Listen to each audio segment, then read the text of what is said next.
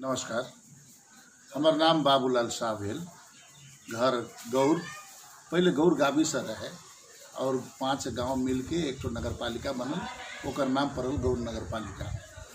और गौर नगर पालिका के वार्ड नंबर 2 पहले के 2 अभी के हाल में 1 में हमनी के घर पड़ल कानूपट्टी में, कानू टोल में। और हमार पारिवारिक जीवन ऐसन रहल कि एक किसान परिवार से एक गौर के समाज में एक प्रतिष्ठित एक सामाजिक परिवार के रूप में हम सब स्थापित परिवार छी।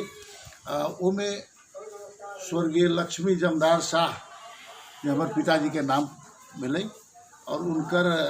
उनकरे जे है पुत्र के 5म पुत्र के रूप में हमार जन्म भेलक। हम 5 भाई छी। हमार माताजी के नाम भेल सरजुगिया देवी, उनकर भी स्वर्गवास हो गए। और 5 भाई में सबसे छोटा भाई में हम छी बाबूलाल शाह, जे अभी वर्तमान में प्रदेश सभा सदस्य छी रौतहट क्षेत्र नंबर 1 संसदीय निर्वाचन क्षेत्र नंबर 1 क से। तत्काल हमार पृष्ठभूमि जे है जीवन के बाल्यकाल से लेके अभी तक के जे अवस्था रहल, निश्चय ही बड़ा उतार चढ़ावपूर्ण अवस्था रहल। केकरो भी जीवन में ओकर जीवन काल के जब ओकर चित्रण करब तो निश्चय ही हर एक किस्म के ओमे जो है चित्रण करे के अपने के अवस्था मिली। जेमे बाल्यकाल में हमनी सबके शिक्षा दीक्षा गौर के पहले आर्य समाज एक तो स्कूल रहे अपने के उस श्याम बाबू के घर के नज़दीक। वो आर्य समाज स्कूल में हमनी के शिक्षा दीक्षा के शुरुआत भेल। 1 क्लास से 2 क्लास तक में हमनी के पढ़ाई भेल। ओकरा बाद हमनी के वार्ड नंबर पहल का 2 अभी के 1 में श्री बैनाथ नीमावी विद्यालय अभी भी अवस्थित है, अभी भी सुचारू है, अभी भी संचालन में है, अच्छा प्रगति में है। वही विद्यालय में 5 क्लास तक हमनी के शिक्षा दीक्षा अपन गांव के स्कूल में सामुदायिक विद्यालय में भेल। ओकरा बाद 5 क्लास के बाद 6ठा क्लास से गौर हाई स्कूल, जेकर नाम अभी भी श्री युद्ध माध्यमिक विद्यालय गौर, प्रसिद्ध यहाँ के रौतहट के सबसे प्रसिद्ध स्कूल और सबसे पुराना स्कूल जे 1997 में जेकर स्थापना भेल है। वो स्कूल में हमने सबके शिक्षा दीक्षा SLC बोर्ड तक एमे गौर हाई स्कूल में शिक्षा दीक्षा भेल। और SLC कैला के बाद जीवन के जो है अपन बाटो चुने के, रास्ता चुने के एक अवसर मिलल, जे अवसर के प्रयोग करे वीरगंज में ठाकुर राम कैंपस में IA के पढ़ाई हम सब शुरू कैली और वहाँ से IA कैली। IA कैला के बाद BA सीतामढ़ी साइंस कॉलेज से BA पास कैली। ओकरा बाद यूनिवर्सिटी में त्रिभुवन यूनिवर्सिटी काठमांडू कीर्तिपुर में अपने के MA के लेल शिक्षा दीक्षा ग्रहण करे के लेल 44 साल में वहाँ यूनिवर्सिटी में हम सब दाखिला भेली। यही दरमियान में 2031 साल में SLC पास कैला के बाद राजनीति में थोड़ा थोड़ा विद्यार्थी जीवन में हमारे जुड़ाव और चासो बढ़े चल गए, जेकरा कारण पहले एक तो बहुत पुराना पंचायत काल रहे होती करिए। पंचायत काल में राजा वीरेंद्र के समय रहे। राजा वीरेंद्र के कार्यकाल में एक विद्यार्थी विंग्स रहे पूरे देश भर में, जे राष्ट्रवादी स्वतंत्र विद्यार्थी मंडल ओकर नाम रहे। वही राष्ट्रवादी स्वतंत्र विद्यार्थी मंडल के हम सब ओती गरी के परिस्थिति हुए रही और समय हुए रही। उस समय के हम सब जे है में बाध्यता बस हम सब प्रयोग भेली और विद्यार्थी मंडल के रौतहट के जिला सभापति के रूप में हमर राजनीतिक जीवन के शुरुआत भेल। और 2036 साल के जब आंदोलन भेल प्रजातंत्र के लेल, प्रजातांत्रिक आंदोलन भेल, ओमे हम सब युवा रही। और युवा के एक अलग जो है चाहना रहे कि देश में डेमोक्रेसी आए, देश में प्रजातंत्र आए। प्रजातंत्र के लड़ाई में हम सब सक्रिय भेली। और उस सक्रियता के दरमियान 2036 साल में निर्दल बहुदल के चुनाव भेल। और उन निर्दल बहुदल के चुनाव में हम सब बहुदल के पक्ष में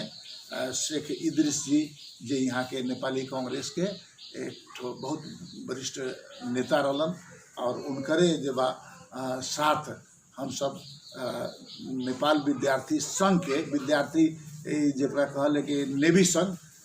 संघ के झंडा के तहत हम सब 2036 साल के जो है आंदोलन में सहभागी भेली और उस समय में विभिन्न आंदोलन भेल वो आंदोलन में सक्रिय रूप से भाग लेली। निर्वाचन भेल बहुदलीय निर्दलीय के निर्वाचन में सक्रिय रूप से भाग लेली। ये गौर हाई स्कूल में बूथ रहे और बूथ में हम सब सक्रिय रूप से भाग लेके बहुदल के पक्ष में मतदान करवैली। संजोग कि देश भर में निर्दल के विजय भेल। ओती घड़ी पंचायत के कार्यकाल रहे, पंचायती शासन व्यवस्था रहे, राजा के ओती घड़ी चकचकी रहे, बाहुल्यता रहे और सेना के ओती घड़ी बाहुल्यता रहे, जेकरा कारण जे बा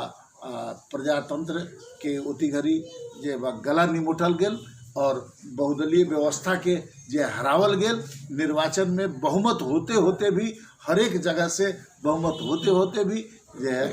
निर्दल के पक्ष में जो है निर्वाचन के घोषणा भेल और पुनः सुधारिए के पंचायती व्यवस्था कह के कार्य देश में संविधान लागू भेल। जेकरा बाद हम सब निरंतर रूप से नेवी संघ में ओकरा बाद जुड़ गेली। नेवी संघ में जुड़ला के बाद हम सब जो है 2046 साल के जन आंदोलन में होती घड़ी हम सब यूनिवर्सिटी में ही रही, कीर्तिपुर में एमए में पढ़त रही। जेकरा दरमियान आंदोलन प्रजातंत्र के पुनः आंदोलन भेल और प्रजातंत्र के पुनः आंदोलन में होती घड़ी चाक्सीबारी में अपने के गणेश मान सिंह होती घड़ी कमांडर घोषणा कल गलन ये आंदोलन के 2046 साल के आंदोलन के और नायक उनकरे बनावल गेल। उनकरे नेतृत्व में जो है चाक्सीबारी में सम्मेलन भेलक। जे सम्मेलन में इंडिया के पूर्व प्रधानमंत्री वहाँ के बहुत बड़का समाजवादी लीडर चंद्रशेखर जी और एक तो पत्रकार अपने के नेपाल भारतीय कांग्रेस के वो उनका नाम हम दिमाग से हट रहा बा, लेकिन वो और एक तो और लीडर वो लोग जो है आके और हमने के कार्यक्रम के संबोधन कैलन। उस संबोधन के दरमियान में जो है एक लहर बनल और लहर के दरमियान जनता के चाहना भेल कि अब जे बात देश में ई पंचायत निरंकुश शासन व्यवस्था के ढालल जाओ और प्रजातांत्रिक शासन प्रणाली इस देश में लावल जाओ। जेकरा कारण हरेक विद्यार्थी संगठन से लेके बुद्धिजीवी संगठन, नागरिक समाज से लेके सब संघ संस्था और जितना भी जो है राजनीतिक दल सभा वो सब सक्रिय रूप से सहभागी होके ये आंदोलन में 2046 साल के आंदोलन में सहभागी भेल। और सुबह होके जब जेठ 19 के डेट हमारा थोड़ा दिमाग से हटल बा, तो महाराज धीराज से होती घड़ी वीरेंद्र सरकार रहलन। महाराज धीराज उदारवादी राजा, देश के सब लोग माने उनका, सब लोग सम्मान करे ये देश में और अन्य देश से भी उनकर जो बहुत अच्छा लगाव रहे और राष्ट्र के प्रति जिम्मेवार है जो राजा होके चाहिए उती हरी के समय के राजा के भूमिका, जनता के प्रति जो भाव होके चाहिए, एक राजा के अपना प्रजा के प्रति जो सोच होके चाहिए, जो प्रजा के सुख समृद्धि के प्रति जो राजा के जो एक विचार होके चाहिए, वो विचार से राजा उत्प्रोत होके उती घड़ी 2046 साल के आंदोलन के जो है में प्रजातंत्र के घोषणा हो कैलन। जेकरा कारण जो नेपाल में प्रजातंत्र के बहाली भेल, पुनर्बहाली भेल और 46 साल में अपने के 47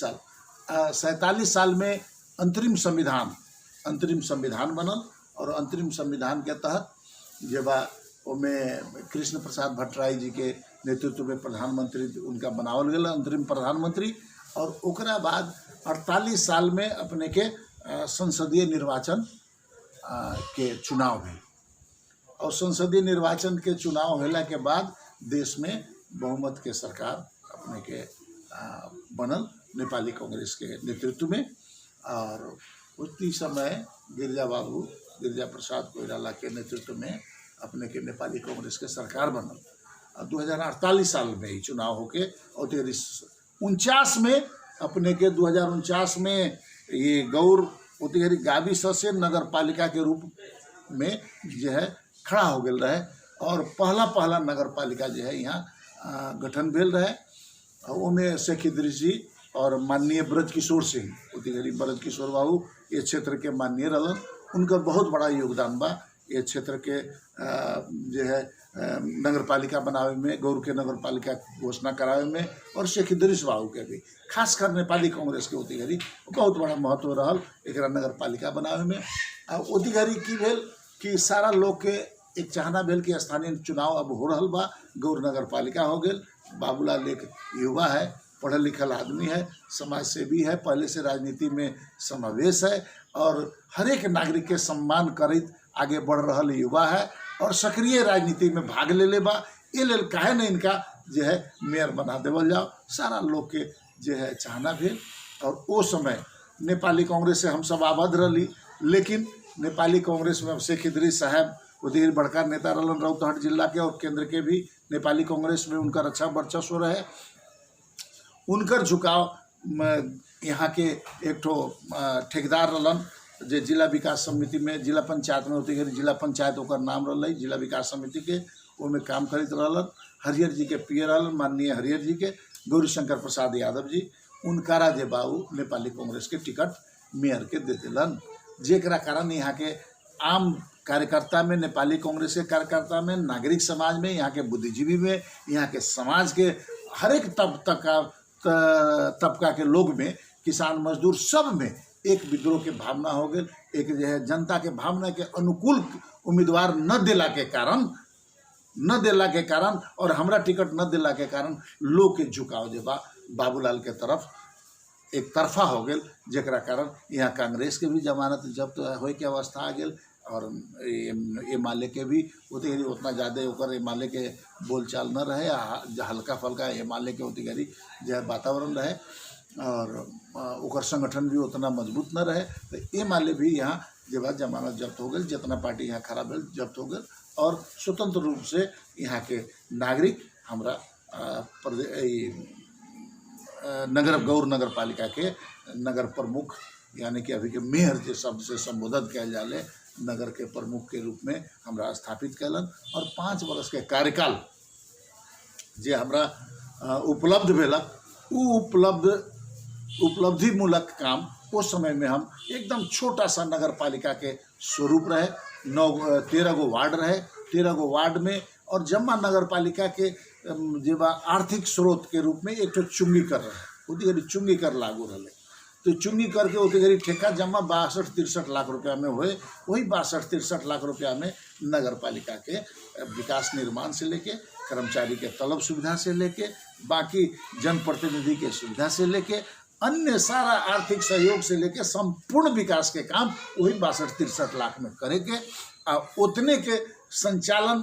हम बढ़िया से जो व्यवस्थित रूप से जे कर देली, जेकरा कारण जे बा नगर पालिका वो समय वो 5 वर्ष के अवधि में काफ़ी बढ़िया से ढंग से जो है व्यवस्थित हो गए, ओकर व्यवस्थापन ढंग से हो गए, जेकर स्वरूप के रूप में अपने देख रहे छी। नगर पालिका भवन वो हमरे वो जमीन भी खरीदल हमरे बा नगर पालिका के और भवन भी हमरे बनावल बा। और जो अपने चौक पर जो पार्क देखे छी बीपी पार्क, वो पार्क भी बाबूलाल के समय में ही बनल बा। गौर नगर पालिका में जितना जो बा इक्विपमेंट सब ट्रैक्टर से लेके वो फायर ब्रिगेड तक है ना, और जितना भी उनमें कंप्यूटर दुनिया जहान जितना उनमें ट्रैक्टर फैक्टर जितना सामान जे बा ओकरा जे नगर पालिका के आवश्यक उपकरण सब है, जे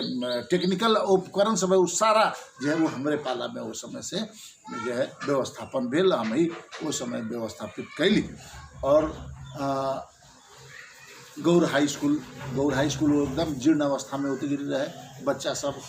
स्कूल जाए से एकदम जो है डराए। गौर हाई स्कूल के अवस्था जे अभी के स्वरूप देखे छी उस समय में वो स्वरूप न रहे, एकदम पूरा खुला रहे एकदम। आ खुला में बच्चा सब जो है बरसात हो तो बच्चा सब स्कूल में न जाए पावे, ऐसा अवस्था रहे, छते न रहे, पूरा के जो है आधुनिकीकरण करके। और गौर हाई स्कूल के पहले शिक्षा के प्रति चाहना हम रहे, पढ़ल लिखल आदमी होला के कारण शिक्षा पर ज़्यादा जोर देली। गौर हाई स्कूल से लेके यहाँ के जितना प्राथमिक विद्यालय सब, निमावी विद्यालय सब है, सबके व्यवस्थित करे के जो है योजना बनैली। और ओकरा तहत एक और नगर पालिका के विकास के क्रम हमारा 5 वर्ष के अवधि में काफ़ी जितना रोड बिगड़ल भटकल रहे सबके थोड़ा थोड़ा मरम्मत करैत सुधारैत और नया नया रोड सबके भी यहाँ जे नामाकरण करैत नया नया रोड जितना अपने के पश्चिम साइड में जो अपने के बनल है टिकुलिया जाए वाला इन्हें 5 नंबर वार्ड में जाए वाला 3 नंबर वार्ड में जाए वाला इन्हें जाए वाला ये सब रोड टोटल रोड हमारे पाला में हम ही नया नया टोटल रोड के विकास कैली और जरा कारण जे बा आज नगर पालिका के एगो स्वरूप दिखाई दे रहा बा और नगर पालिका अपने आप में एक तो सबल और सक्षम नगर पालिका के रूप में अवस्थित है। एक बाद 2055 साल 54 साल में हमारे नगर पालिका के मेयर के अवधि समाप्त हुई बा। ओकरा बाद अब हमरा निर्वाचन में फिर हम छोड़ देली भाग न लेली नगर पालिका के निर्वाचन में कुछ टेक्निकल कारण के चलते और हमरो जे बा हो गल कि हम थोड़ा दूसरे मेंटेलिटी के आदमी हम काम करे वाला आदमी हम निष्पक्ष रूप से चले वाला आदमी अब बहुत जो है में अब समय जो है बड़ा विचित्र रहे होती घर के जरा कारण हम एक तो निर्वाचन के छोड़ दिली निर्वाचन में भाग न लेली जरा कारण जो है वो समय में गौरी शंकर यादव जी और उम्मीदवार रहे बाबूलाल गुप्ता जी कांग्रेस से और गौरी शंकर यादव जी स्वतंत्र से है ना और एक ठो और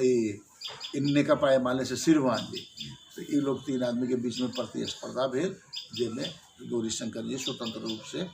जीतलन और फिर 5 वर्ष उनकर भी समय बीतल ओकरा बाद फिर राजा के समय अलग तो राजा के समय में भी फिर गौरी शंकर जी के जो है रापरपा वाला लोग उनका बना दिलक 1 वर्ष की 1.5 वर्ष लगी ओकरा बाद नगर पालिका में तो जनयुद्ध ने माओवादी के शुरू हो गए 52 साल से आ जनयुद्ध शुरू होला के बाद जगह जगह जो है बंद जगह जगह जो है लूटपाट जगह जगह जो है माओवादी के आतंक शुरू हो गए देश में जो है अराजक स्थिति आ गई हर एक जगह सेना के कैंप लुटाए लागल हर एक जगह बैंक लुटाए लागल हर एक जगह बस में आक्रमण होए लागल जीवन असुरक्षित हो गए नागरिक के और यहाँ के नागरिक सब जे बा एकदम त्राहिमाम हो गए यहाँ के शासन प्रशासन व्यवस्था सब व्यवस्था चरमराए लागल जरा कारण लोग जे बा ये माओवादी के नाम से काफ़ी भयभीत हो लागल और प्रशासन और शासन चले में भी बड़ा मुश्किल हो गए उस समय वैसा अवस्था में करीब अपने के 14-15 वर्ष तक स्थानीय चुनाव न भेल न संसदीय चुनाव भेल फिर वही बीच में मधेश आंदोलन भेल मधेश विद्रोह भेल 2062-63 में जब देश में परिवर्तन के एक श्रृंखला शुरू भेल माओवादी जब परिवर्तन के लिए श्रृंखला शुरू कैलक माओवादी जन विद्रोह शुरू कैलक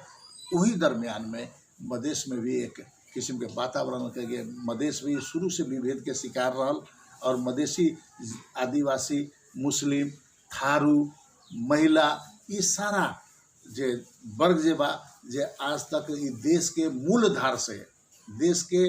मूल विषय से देश के मूल जे बा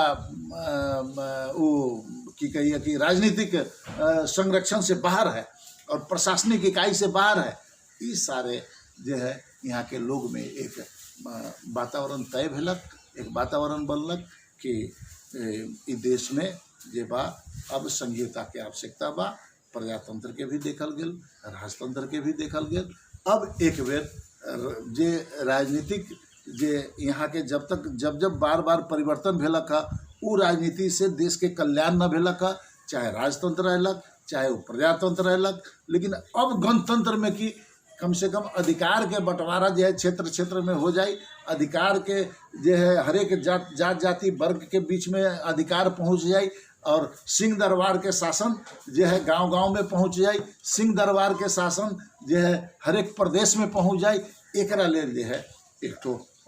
आंदोलन भेल जे आंदोलन के नाम पड़ल मधेश आंदोलन मधेश जन विद्रोह और मधेश के आम नागरिक इतना जो है अपन अधिकार के लिए ललायित हो गए कि देश के पीड़ा से इतना पीड़ित रहे इतना जे बा ई देश के जो है विभेद से पीड़ित रहे ई देश के जे बा सोच और विचार से एकल जे जातीय यहाँ के जे अपने के शासन प्रणाली है जो सोच है वो से लोग जो है मुक्ति चाहे लागी ये मधेश आंदोलन भेल और मधेश आंदोलन सफल भी भेल, संविधान भी बनल और संविधान सभा के गठन भी भेल दू बेर। और पहला संविधान सभा में सफलता न प्राप्त भेल, लेकिन दूसरका संविधान सभा के निर्वाचन के बाद जे संविधान बनल, लेकिन वो भी संविधान एकल सोच के एकल जातीय संविधान बन गेल, एकल जे वर्गीय संविधान बन गेल। हरेक जाति के, हरेक वर्ग के, मधेश के, पहाड़ के, हिमाल के जो है एकत्रित करके सबके भावना के समेट के इस संविधान न बन सकल। जे संविधान के बारे में आज भी अपने असोज 3 गते अपने देखली कि काला दिन, आज भी एक तबका, आज भी एक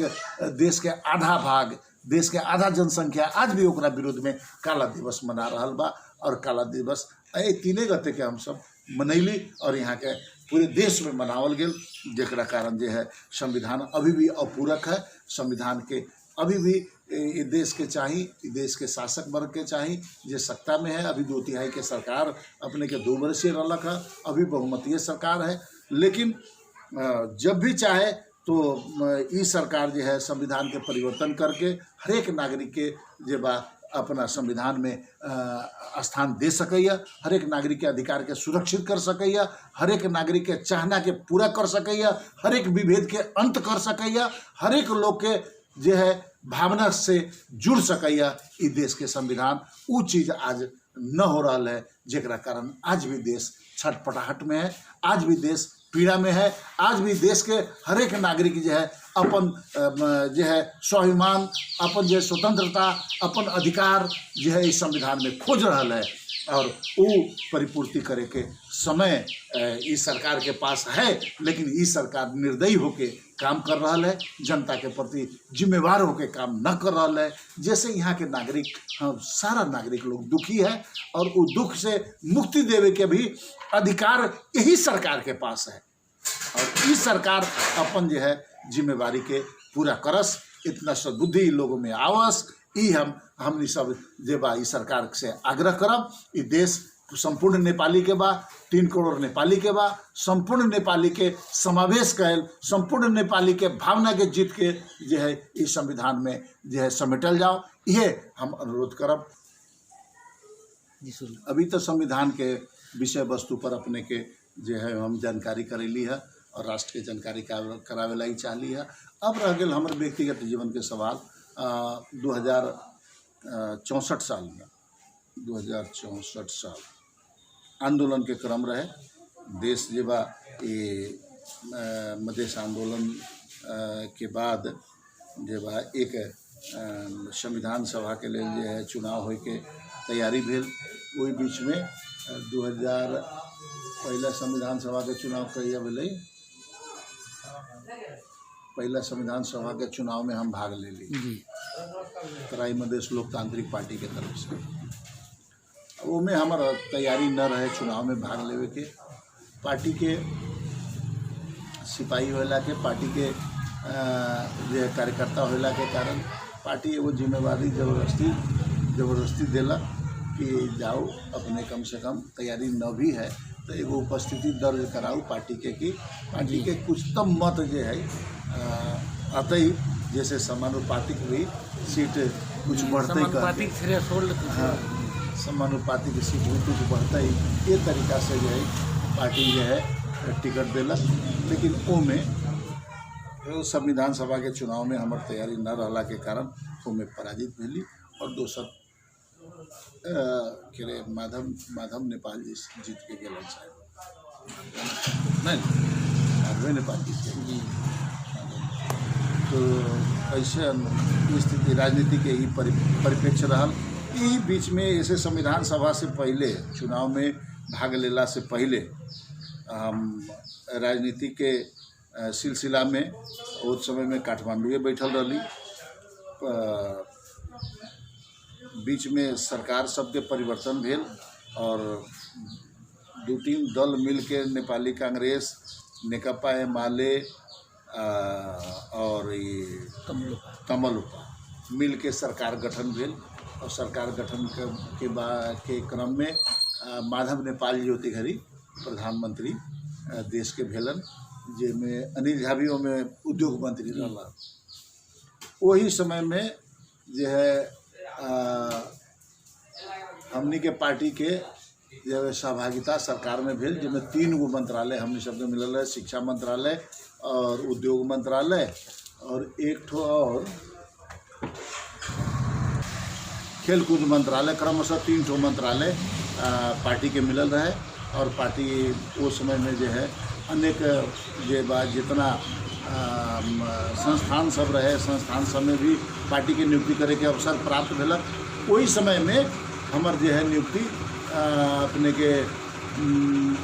पहले ओकर नाम रहे शाही औषधि लिमिटेड,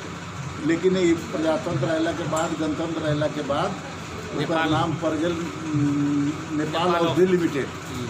तो उन औषधि लिमिटेड के जनरल मैनेजर GM के रूप में पार्टी हमरा वहाँ जिम्मेवारी दिलक। उस समय उद्योग मंत्री रहन महेंद्र राय यादव हमरा पार्टी के तरफ से, और वही मंत्रालय के द्वारा मुझे वो नेपाल औषधि लिमिटेड ओकरे अंतर्गत होला के कारण उनमें हमारे नियुक्ति मिलल। उनमें करीब 2 बरिस हम GM के रूप में काम कैली। वहाँ के काम कैल के भी हमार उपलब्धि मूलक काम बा, जे आज भी वहाँ यादगार के रूप में वहाँ के हरेक कर्मचारी, हरेक वहाँ के व्यवस्थापन पक्ष जे भी आवल वो हमरा याद करले, हमारा नाम वहाँ याद लोग स्मरण करले कि फलानो GM को पालामा यस्तो यस्तो राम्रो काम भयो रहियो, आफ्नो खुट्टामा आफै उभियो कह के वो लोग आज भी बोलले, प्रशंसा करले। एकरा चलते जो है अपन योग्यता पर हमरो जो है गर्व होकले, हमर काम कैल पर हमरो खुशी महसूस होकले। जैसे कम से कम काठमांडू के लोग जहाँ हम 2 बरस बैठ के काम कैली, एक संस्थान डूबल संस्थान के अच्छा अवस्था में लाके खड़ा कर देली, और सब तलब 6-6 महीना के न मिले वाला कर्मचारी के तलब समय पर उपलब्ध करावे के जो है व्यवस्थापन कर देली। बहुत बड़ा उपलब्धि वो लोग के भेल, जेकरा वो लोग आज भी याद कर रहा बा। और वही दरमियान में नेपाल औषधि लिमिटेड के GM के बाद जो है ओकर अवधि समाप्त होला पर फिर ई मधेश आंदोलन शुरू भेलक। संविधान जो है बन न पैलक, संविधान बन न पैलक, दूसरो संविधान सभा भेल। यही बीच में जो है फिर उथल पुथल देश में भेल मधेश आंदोलन, फिर तेसरो मधेश आंदोलन शुरू भेल। ओमे सक्रिय रूप से हम सब जो है भाग लेली। मधेश आंदोलन के नेतृत्व कैली रौतहट में पूरा तराई मधेश लोकतांत्रिक पार्टी के बाद। ओकरा बाद फिर हमने के 6 पार्टी के एकीकरण भेल, राजपा भेल, राजपा के भी नेतृत्व कैली। और ओकर नेतृत्व करीब संयोग से कि भेल कि अपने के आंदोलन सफल भेल, और 6-6 महीना के नाकाबंदी के बावजूद मधेश आंदोलन, तीसरा मधेश आंदोलन भेल। तीसरा ये मधेश आंदोलन के क्रम में हम सब मेची से महाकाली तक के संपूर्ण मधेश जो है जागे, और मधेश अपन अधिकार के लिए जो बा सारा रोड में नागरिक उतर गए। और रोड में उतरला के बाद इस सरकार के जो है 8 महीना तक नियमित 6 महीना तक बॉर्डर के जो बा नाकाबंदी हम सब पूरे मोर्चा बना के हरेक मधेसी दल सब मिलके एक तो संयुक्त लोकतांत्रिक मधेसी मोर्चा के गठन करके, जिसमें फोरम भी रहे, तत्कालीन फोरम ये तमलोपा भेल, अपने के समाजवादी पार्टी, सद्भावना पार्टी इत्यादि जितना भी पार्टी सब रहे जो मधेश केंद्रित अपन अधिकार के लेल लड़े वाला, जितना पार्टी अधिकार के लेल जो वंचित पार्टी सब रहे, उस सारा पार्टी सब एकत्रित होके हम सब 6 महीना तक बॉर्डर के नाका, भारतीय नाका सब जाम कैली। और जाम कैला के बाद सरकार जो है बाध्य होके जब अपने के दिन का शुरुआत हुआ सुबह चाय के मौके पर। और आपको भी बहुत बहुत धन्यवाद, आपका भी बहुत आभार व्यक्त करते हैं प्रेमचंद्र जी। आप तो इस जिला के बहुत पुराने और वरिष्ठ पत्रकार हैं, और भगवान आपको इसी तरह जो है चेहरे पर आपकी भी खुशी बराबर देती रहे, मिलता रहे, और हम सबों का स्नेह साथ बराबर इसी तरह जो पूर्व काल से आ रहा है उसी तरह सदैव बना रहे, तो भाईचारे में कमी न रहे, और एक दूसरे का सहयोगी, एक दूसरे का साथ निरंतर हम लोगों का चलता रहे। और इसी क्रम में हम जोड़ना चाहते हैं कि 2074 साल 74 साल में संघीयता स्थापित भेल। संघीयता स्थापित होला के बाद देश में 7 प्रदेश बनल। 7 प्रदेश में प्रदेश नंबर 2 के राजधानी अभी तत्काल अस्थायी रूप से जनकपुर अवस्थित। वही में के दरमियान हम सब मंगशीर में हम सबके चुनाव मंगशीर में चुनाव भेल 2074 साल में। और यहाँ राजपा के तरफ से राजपा और फोरम के गठबंधन भेल। राजपा फोरम के गठबंधन जो है अपने के संसदीय चुनाव में और प्रादेशिक चुनाव में मात्र भेल, स्थानीय चुनाव में न हो सकल, जेकरा कारण स्थानीय चुनाव अपना अपना दल से लोग अपन अपन बैनर से चुनाव दोनों दल अलग अलग लड़ल, जेकर परिणाम मधेश के लोग, मधेश के जनता चाहत रहे कि दोनों दल मिल के संयुक्त रूप से चुनाव में भाग ले, जिससे मधेश में मधेशी के अधिकार जे बा में बिखराव ना हो, ओकरा एकत्रित रूप से एकताबद्ध होकर आगे जाए तो एक शक्तिशाली शक्ति के रूप में उभर के आई और प्रदेश में जो है पार्टी के जो है सरकार में अच्छा उपस्थिति हो जाए ये हिसाब से। लेकिन वो हो न सकल। स्थानीय चुनाव में दोनों पार्टी अलग अलग तरीका से अपन चुनाव में भाग लेलक।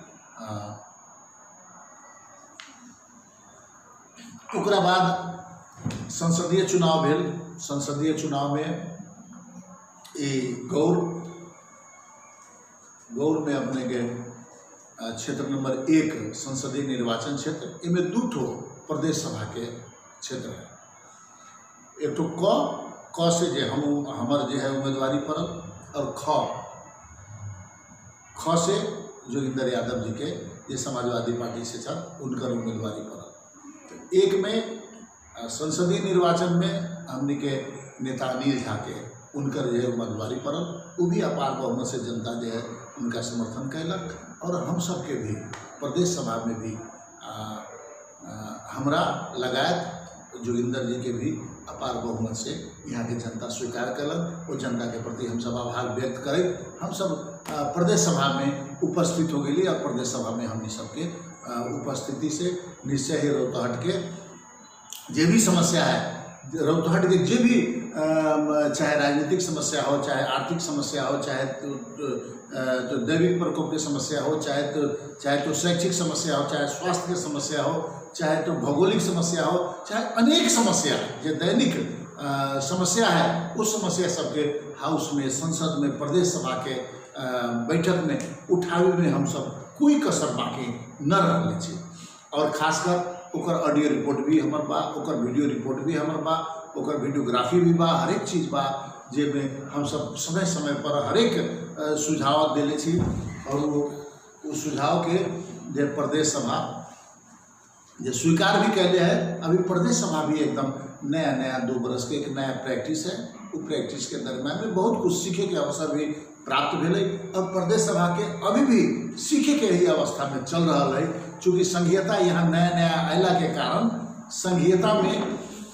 संघीयता के अभी मजबूत करे के, संघीयता के अभी व्यवस्थित करे के, और संघीयता पर जे आक्रमण जो है देश से हो रहा है, स्वयं जो अभी सरकार में, केंद्रीय सरकार में जो लोग बैठल है, जो नेतृत्वकर्ता लोग हैं, उन लोग के ही संघीयता जो है पच न रहा है, उन लोग के ही संघीयता जो है स्वीकार न हो रहा है। हाँ, तो प्रदेश सभा के जे अभी के जो गतिविधि है तो निश्चय ही जितना हमने के अभी प्रमुख कार्य रहे प्रदेश सभा में कि प्रदेश के जो है नागरिक के अधिकार से सुरक्षित रखे के जे संविधान में जे अधिकार प्रदेश के देल गेल है, 21 गो बुंदा जे अधिकार है, प्रत्यक्ष रूप से प्रदेश सरकार के प्राप्त है 21 गो बुंदा, वो 21 बुंदा के प्रत्यक्ष रूप से पहले लागू करे के। दोसर कि में 3 तरह के अधिकार जो है प्रदेश के प्राप्त है। एक प्रदेश और संघ के दोनों के संयुक्त अधिकार, एक प्रदेश संघ और स्थानीय के संयुक्त अधिकार, और एक प्रदेश का स्वायत्त अधिकार। तो प्रदेश के जे स्वायत्त अधिकार है वो अधिकार के ही अभी कानून हम सब 2 बरस में न बनावे सकल छी। चूँकि ये लेल जब तक संविधान नया बनल है, केंद्र सरकार जब तक हरेक विधेयक के जो है जे प्रदेश के जे प्राप्त अधिकार है वो अधिकार के हरेक विधेयक जब तक केंद्र में न बनते तब तक हम सब जो भी विधेयक बनबै वो केंद्र सरकार ओकरा जो है फॉलोअप न करे देते, ओकरा जो है लागू न करे देते। ये लेल जे अधिकार जे संविधान जो है प्रदेश के देले है, जे एकल अधिकार जे प्रदेश के देले है, जे संयुक्त अधिकार देले है प्रदेश और संघ के, जे प्रदेश स्थानीय और संघ के जे संयुक्त अधिकार है वो अधिकार के बारे में जब तक जो है संघीय सरकार ओकर विधेयक बना के कानून बना के जब तक न लेते हर एक विषय पर, तब तक प्रदेश सरकार के कोई भी कानून बनेला वो औचित्यहीन हो जाते। औचित्यहीन अभी हो भी रहा है। अपने देख ले कि हम सब जो है प्रहरी प्रशासन के प्रहरी के लिए हम सब जो है विधेयक तैयार कैली और वो विधेयक आज भी जो कार्यान्वयन न है। ये लेल कि प्रहरी ऐन जो है केंद्र सरकार बहुत लेट से लागू कैलक, बहुत लेट से जो है वो विधेयक के ला के स्वीकृत कैलक, जेकरा कारण तो ई जितना जो है समूल रूप से जो प्रदेश के जे गतिविधि होय के चाहे वो गतिविधि में अभी निश्चय रूप से हम सब कमजोरी पा रहा छी। हम सब देख रहा छी कि प्रदेश अभी जे गति से जे स्पीड से जे एक जितना उनमें मैन पावर है वो मैन पावर के जे क्षमता है वो क्षमता के हिसाब से जे गति में बढ़े के चाहे वो गति में निश्चय ही अवरोध आ रहा है। जे अवरोध के हम सब धीरे धीरे एक जो है पार करब। और इतना कही अपने से पीछे ले चल रहा छी कि 2074 के जे निर्वाचन भेल, निर्वाचन के बाद जे प्रदेश सरकार के संरचना गठन भेल, वो गठन में हम सब के सरकार में जे 2 दलीय सरकार बनल, जिसमें संघीय समाजवादी के और जनता समाजवादी पार्टी के मिलके संयुक्त सरकार बनल। वो सरकार में जो है हम सब के उपस्थिति है। सरकार हमने के अभी जो है मूल रूप से चल रहा है प्रदेश में, और प्रदेश सभा में हमने सबके व्यक्तिगत जो है पहचान पहुँच हर एक जगह पर जो है अर्थ समिति में हमारी अभी अर्थ समिति के जे भी कार्य सब है, जे भी जो है योजना सब है, अर्थ समिति के जे भी कार्यक्रम सब है, उस सब कार्यक्रम के हम सब अर्थ मंत्रालय के सहयोग समन्वय से और हर एक मंत्रालय के जो है गतिविधि है ओकरा हम सब बहुत बारीकी पूर्वक निगरानी करते अर्थ समिति के आगे बढ़ा रहा छी। ये हमने के अपन जो है जो भूमिका है वहाँ के लिए वो भूमिका में हम सब कमी कहीं न कैले छी। नमस्कार।